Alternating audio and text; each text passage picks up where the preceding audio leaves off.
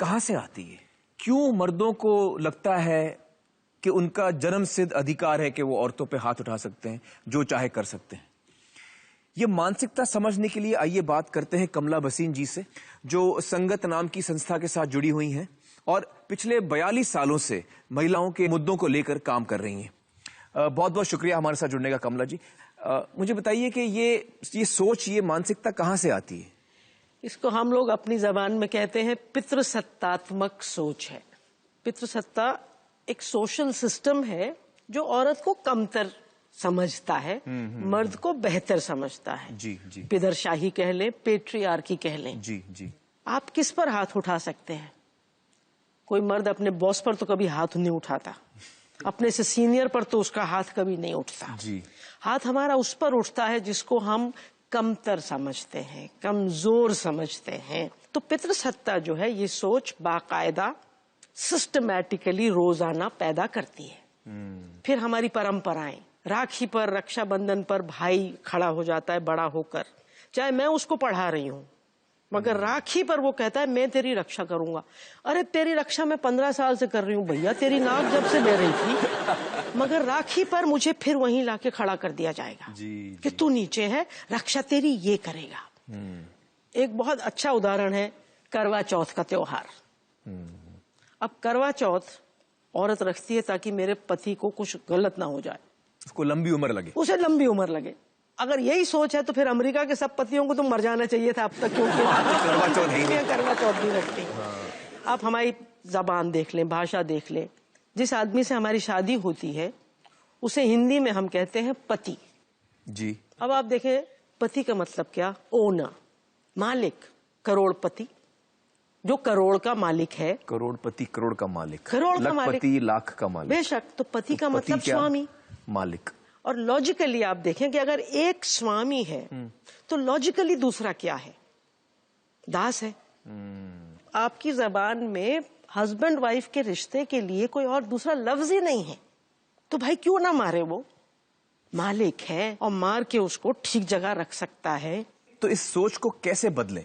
देखो, जहां तक औरतों के सोच को बदलने की बात है, हम लोग बहुत सालों से उस पर काम कर रहे हैं।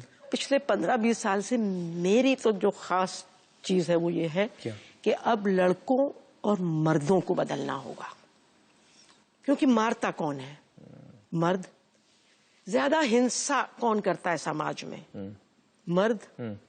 और ये ऐसे पैदा नहीं हुए, ये कोई जिस्मानी चीज नहीं है कि मर्द है तो वो हिंसात्मक होगा। अगर ऐसा होता तो दुनिया में न बुद्ध होते, न महात्मा गांधी होते, और वो 60% मर्द जो नहीं मारते किसी को, वो कैसे होते? वो तो मर्द ही है। बिल्कुल मर्द है। बिल्कुल सही कहा आपने। आप उसको कहते हैं कि तू रोएगा नहीं।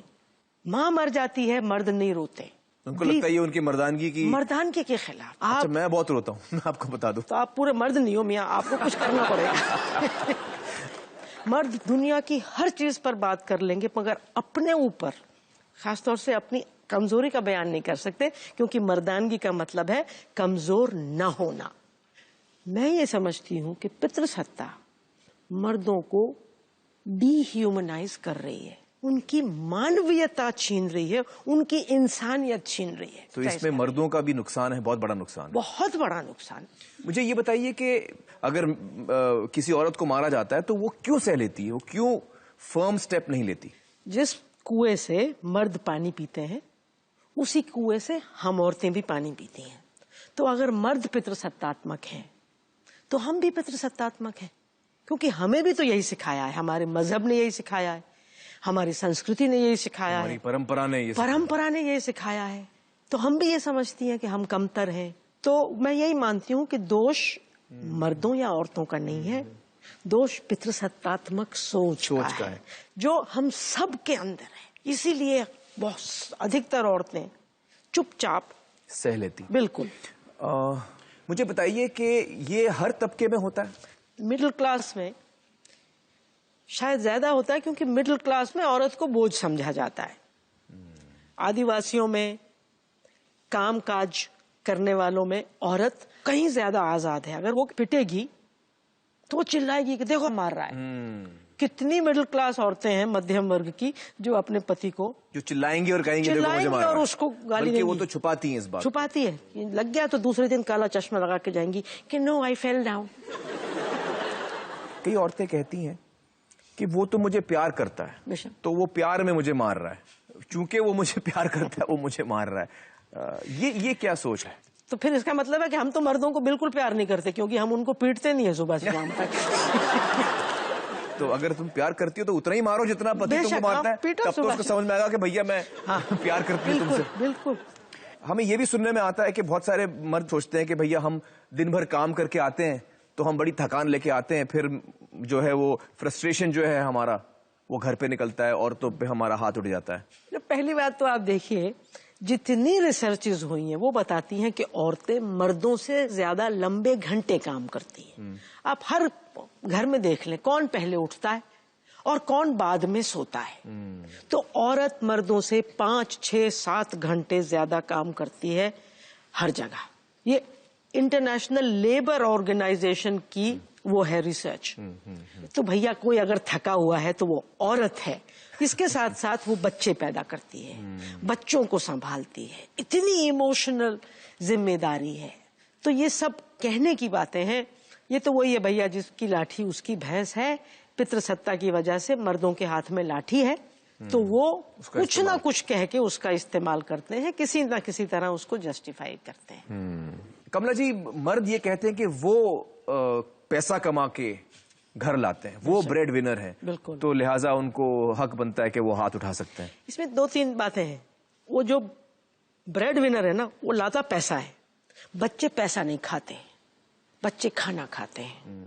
बच्चे पैसे पर नहीं सोते, बच्चे बिस्तर पर सोते हैं। तो औरत उस पैसे को खाना बनाती है, उस पैसे का बिस्तर बनाती है। तो मर्द और औरत दोनों मिलकर जब काम करते हैं तब परिवार चलते हैं। दूसरी बात, ये औरत की मेहनत है जो मर्द को दूसरे दिन काम पर जाने के लायक बनाती है। शाम को मर्द थका हुआ आता है, कहता है मैं डेड टायर्ड हूं, तो उनकी थकान कैसे जाती है? उनकी बीवी उनके पैर धुलवाएगी, वहां से पिट के आए हैं, वहां से बेइज्जत होके आए हैं, तो वो उनके टूटे हुए अहम को दोबारा खड़ा करेगी, खाना खिलाएगी, मोहब्बत देगी, रात को मन उनका बहलाएगी, दूसरे दिन सुबह उनका नाश्ता देगी, उनके कपड़े चमकाएगी, उनके जूते चमकाएगी। तब वो एग्जीक्यूटिव अपनी नौकरी पर जाएगा या वो मजदूर अपनी नौकरी पर जाएगा। तो औरत के इस काम के बिना मर्द नाकाम है। मैं लोगों से अक्सर अपनी वर्कशॉप्स में पूछती हूँ कि पितृसत्ता का उल्टा क्या है? आप बताएं, पितृसत्ता का उल्टा क्या है? पितृसत्ता का मातृसत्ता। मातृसत्ता टोटल गलत। जीरो मिला आपको। जीरो मिला मुझे। देखो, पितृसत्ता का उल्टा मातृसत्ता हो ही नहीं सकता, क्योंकि अगर पितृसत्ता गलत है तो मातृसत्ता भी गलत है। मातृसत्ता भी गलत है। बिल्कुल सही। तो पितृसत्ता का उल्टा है बराबरी। तो रियली मैं ये मानती हूँ कि ये जो लड़ाई है, ये औरत और मर्द के बीच की लड़ाई है ही नहीं। ये दो मानसिकताओं के बीच की लड़ाई है। एक सोच कहती है पितृसत्ता बेहतर है और दूसरी सोच कहती है कि दोनों एक ही है, बराबरी बेहतर है। दोनों बराबर है, बराबरी बेहतर है, बराबरी बेहतर है। बिल्कुल सही। जब तक घरों में बराबरी नहीं होगी, सच्ची मोहब्बत नहीं हो सकती।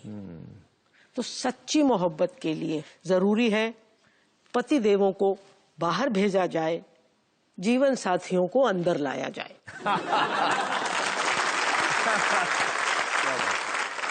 और जब आप दोनों को साथी नुमा जीवन बिताते आपके बच्चे देखेंगे तो आपके बेटे दानव नहीं मानव बनेंगे और आपकी बेटियां दासियां नहीं बराबर की इंसान बनेंगी। वाह, तब मोहब्बत होगी। बहुत बहुत बहुत। मुझे बताइए कि बहुत सारे लोग आप जैसी महिलाओं को कहते हैं कि ये एक्टिविस्ट लोग हैं और ये जो है समाज के खिलाफ हैं, घर तोड़ते हैं, होम ब्रेकर्स हैं, मतलब घर को तोड़ने का काम करते हैं। इसका आप क्या जवाब देंगे? मैं हमेशा कहती हूँ लोगों को कि अगर मैं बहुत बुखार में तप रही हूँ और डॉक्टर के पास जाती हूँ और डॉक्टर मेरा विश्लेषण करके कहता है कि कमला तुम्हें मलेरिया है, तो वो डॉक्टर मुझे मारना नहीं चाह रहा, मुझे संभालना चाह रहा है। तो अगर हम दिखाते हैं ये तस्वीर समाज की कि देखो घरों में ये हो रहा है, तो आपकी कोशिश ये है समाज हेल्दी हो जाए। बिल्कुल। कमला जी, मुझे बताइए, घरेलू हिंसा को लेकर एक दो तीन चीजें खास हम क्या कर सकते हैं? कई स्तर पर काम करना पड़ेगा जी।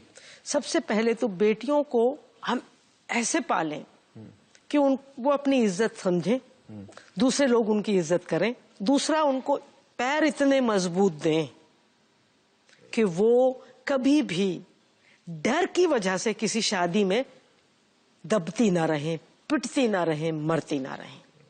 उस बच्ची को इतना विश्वास दिला दें कि अगर मैंने इनसे कहा कि मैं घर में पिट रही हूं, मेरी बेइज्जती हो रही है, तो वो छाती पर हाथ धर के उसका बाप कहे, बेटा तू घर वापस आ जा, तेरा घर है ना।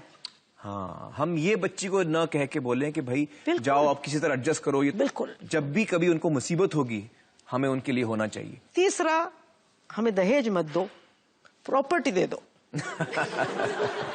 दहेज मत दो, मतलब घर का 5% पैसा देके हमें भेज देते हैं। हाँ। हमारे भाई को 95%, 90% मिल जाता है, तो प्रॉपर्टी बेटियों को दी जाए। बिल्कुल बिल्कुल। और फिर अगर होती है घरेलू हिंसा और परिवार उनको नहीं वापस लेते, तो सरकार की जिम्मेदारी है, समाज की जिम्मेदारी है कि शेल्टर होम्स हो ऐसी औरतों के लिए, ऐसी औरतों के लिए 24 घंटे की हेल्पलाइंस हो कि तुम फोन करो और हम तुम्हारे दरवाजे पे आ जाएंगे। क्योंकि तुम जब पिटती हो, पूरे हिंदुस्तान की इज्जत घटती है। वाह, क्या बात है। तो वो बात है।